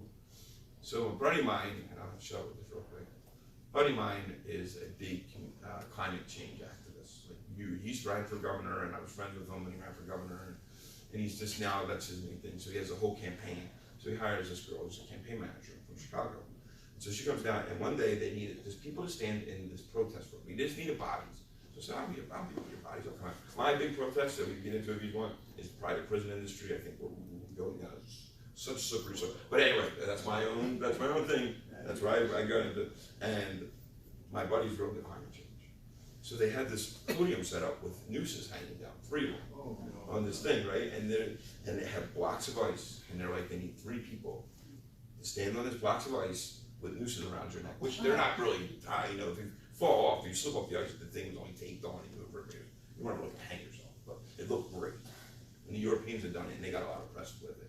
So me and these 2 females are standing on this podium, and I don't know either of them, but we're standing there with blocks of ice under our feet, and and a big fight breaks out in front, not a fist fight, an argument between the Democrats and climate change, because they're saying it's racist, but they've got nooses, and they're all arguing with each other. And this girl, Sam, says something that made me laugh, and we're not supposed to laugh, because we've got nooses around her neck, you know what I mean? Supposed to stay somber the whole time. So she made me laugh, and I was like, yeah, it's not making me laugh. And she said something again and made me laugh, and I was like, oh, I think I like this girl, right? I mean, I was just like, wow, I really like this girl. So we go out to dinner after the protest, and we start talking, and she's like, well, yeah, Jewish girl from Chicago. She's like, and I was like, well, how Jewish are you? She goes, put it this way, I went to Jew camp every year. I was like, right. So we started talking about that. And then now we started hitting off, and we're probably going to get married soon. Right? So I find out I'm Jewish, and within 3 years, I'm dating a full-on Jewish girl from Chicago. She's a high holiday Jew. So and I won't tell her full story or any story about it all. But so her family finds out about me. And they're like, does he still have the swastika on his neck? That's all we remember. Can we invite him for when he has a swastika on his neck, right? She's like, no, of course I wouldn't date him. She's a scholar. She's slept at Stonehenge, and she knows 7 different languages. She's got 3 master's degrees, and she's like this brilliant I don't know what the hell she sees in me, girl, but she's a scholar. She's beautiful. She's perfect, right? And so something happened major in our family where a young person who was very close to mine, and I just don't want to tell her story, but commits suicide, and so we have to go to the funeral. Now the whole family, no one's met me yet. They've only heard stories, and now I got to go to this funeral of a young person, a Jewish funeral or service, and I've never met any of them yet. So what a place to have to finally go meet them all, right? So I show up, and she has all these aunts, because I think her mom only had, because they're like this is what they said, the Yenta gangbang. They all surrounded me, and just started drilling me with questions, right? And it's like, so what do you do? And at the time, Sam walks by me, and the Yenta gang has me, and they're just drilling me with questions. And as Sam walked by me, I just said to him, I was just so honest. I was like, look, ladies, I said, I'd love to go back into my DNA with all of you, and the next time I see you, I promise you I'm going to try and impress you. I promise you the next time I see you. But right now, I just gotta be here for that girl. That's all I can do right now. I can't take care of all of this. I just can only be there. This was a very important person to my girlfriend. So I said, I'm sorry, Yentas. I gotta step out. And I stepped out, and I went and found Sam, and her aunts that night all called her, like, he's the one. He's the one. He said that he didn't care what we thought of him, and how dare he? You know, right, we love him. So Sam will be out here in about a week. The rest of the tour with me for a good bit. What I was gonna say, look, I got back into this career. I gave up on the speaking and social justice in a way. Like, I got into coaching hockey, and I got really good at it, to where I broke levels that I never should have been I was coaching against guys who were pro hockey players, and I'm coaching against them, and they would all say that he's a pretty goddamn good coach. I know how to break down film, I know how to edit film, I know how to break down hockey plays and position and stuff. The 3 to the 3-2, the box to the, I can break it all down. The trap, I can break it all down on video. And there's been times guys who I totally respect in that hockey world that I looked at as like gods would say, hey Frank, come take a look at this, tell me what you think you see. And they're asking my opinion. And these guys are playing the NHL. Like, so what do you think right here? What do you think? What do you think this guy does that? And I'm like, well, he keeps putting his head down. If he keeps putting his head down, then we'll just have to make that move quicker, and he won't know. And you're like, I'm good at pointing out other people's faults.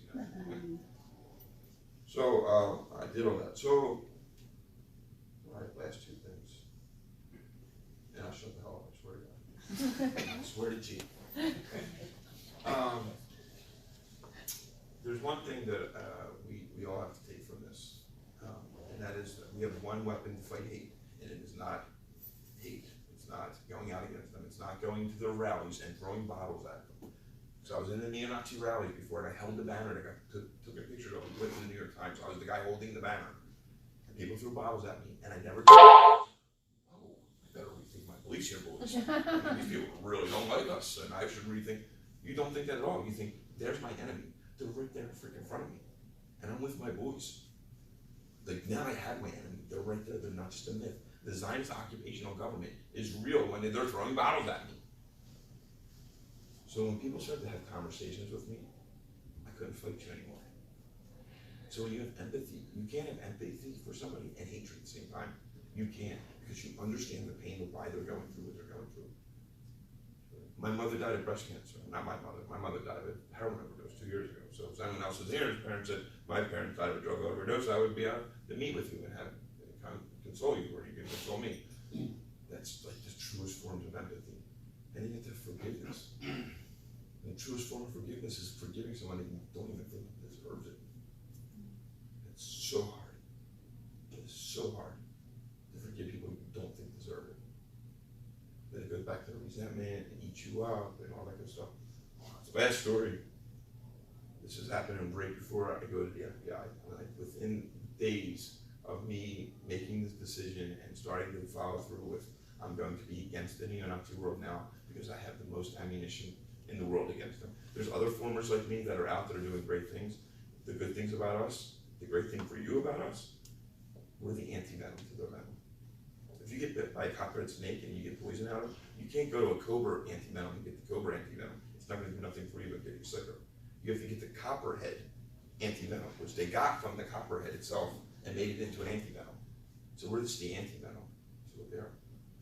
In Africa, where we all come from, we started man. The brown-eyed people, I heard. We have to learn a lot from that place. And some people have a feeling about Archbishop Desmond Tutu. They think he didn't jump fast enough at something. Some people call him an anti-Semite. I truly don't ever see it. And I'm like in love with him. The man is like a Yoda on this planet. And we need to listen to him sometimes. Because in Africa, where we all come from, there's elephants. And they're the greatest majestic creatures that ever walk this planet. They're so much better than we are because they don't hate each other for the color of their skin. Like they're that majestic that they're like, it's dumb. And they're so smart that when humans come around that they don't know, they hide their tusks in the bushes because they know they're only killed for their ivory. They know that. They have empathy.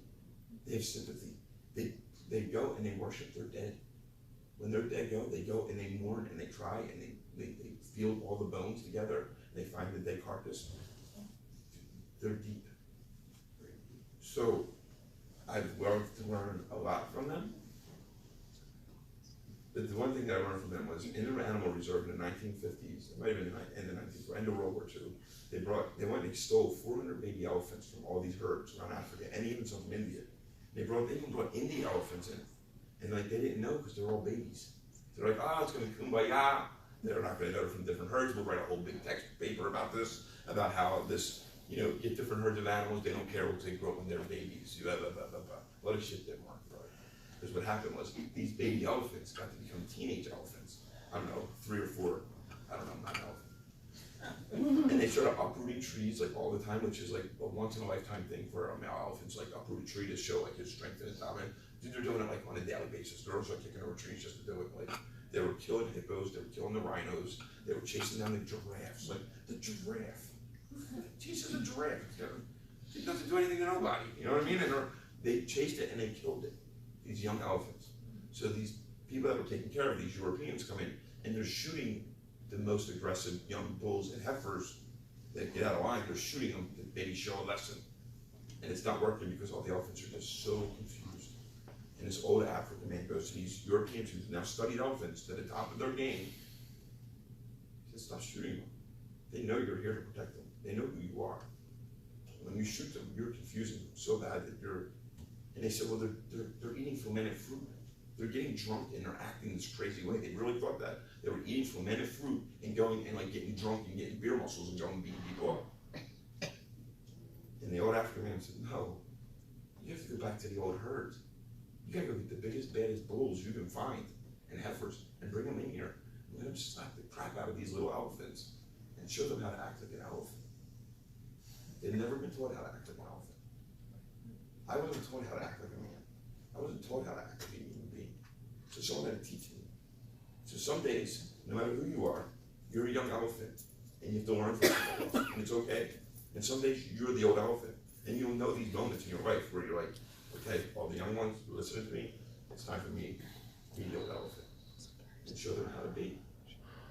So I wanted to be an old elephant, but also understand and respect the time for me to be the young elephant. We have mentors in our life. You all need mentors, and mentors are just people that have gone further in the direction you want to go in this world, and they know where the landmines are. They know to tell you where they are. That's what a mentor does. So we always need those people. And I've had black mentors, I've had Jewish mentors in my life who came and said, you're not going to be a good dad by doing this stuff you're doing. Do this, or try that. I remember I went to my friend Will. My friend Will is a 6'5" black dude from Chicago who teaches me how to be a father on a regular basis. And I'd be like, dude, I'm going to stop the shit out of my kid and keep saying stuff. And he's like, well, that's not slapping yet. Not slapping yet. Let's try this, this, and this first. And then if that don't work, then we're going to slap the shit out of him. I'm like, all right, I'll try what you say. And I'll try different things of being a dad. And it works. So that's my story. That's who I am. Thank you guys all for coming out. And now what we'll do is open up for questions, and you can ask me anything you want. I didn't get political in this, but if you want me to, I will. I mean, I get on top real quick.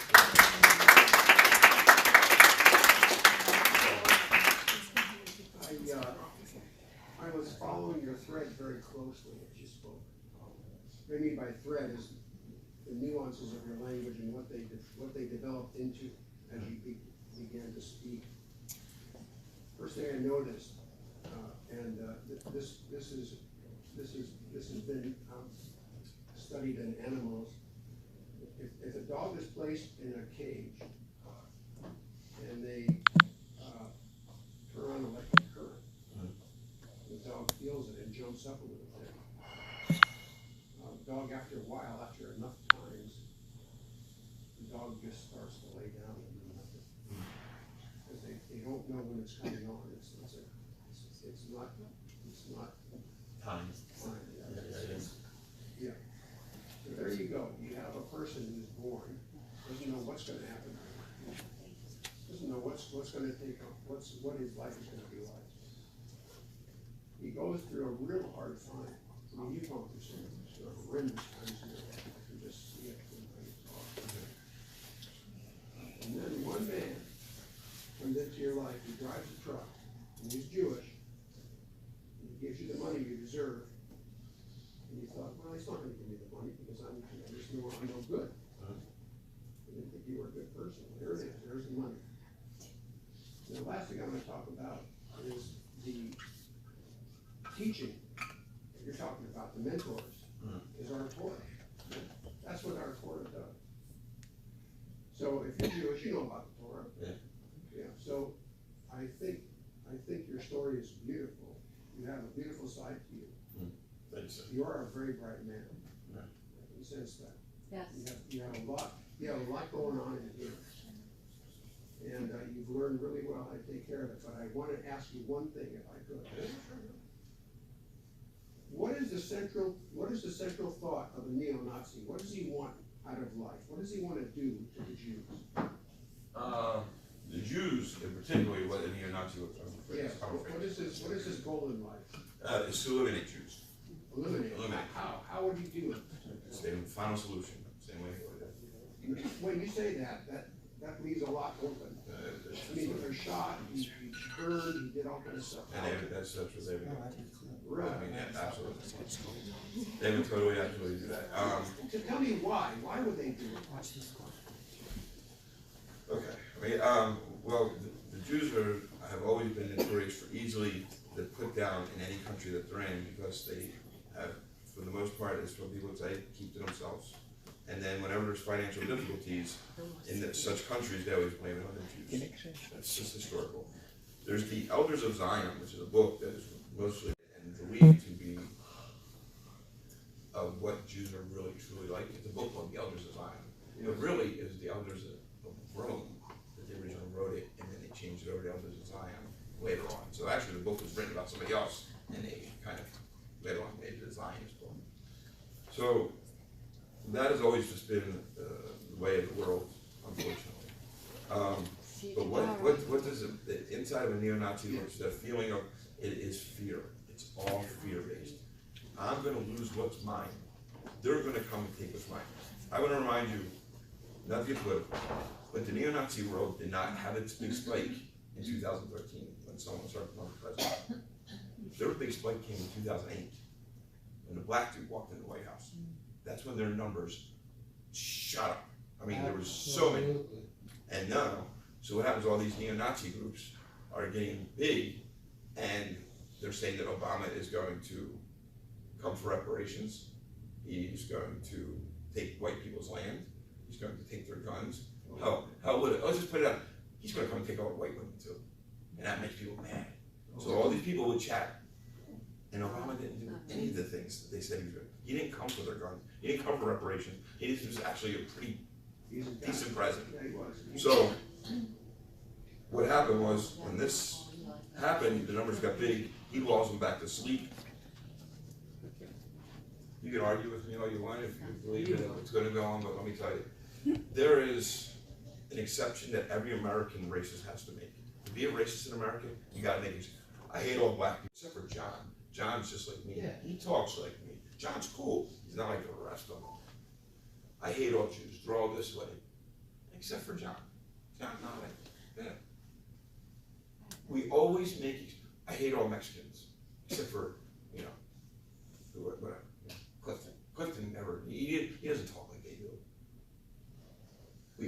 exceptions to being American racist because we live in a multicultural society like this. When a person who is running for the highest office in our land steps to a table and says, and this is his words, they're all drug addicts, drug dealers. So, last thing I'll say, so I don't get too political, because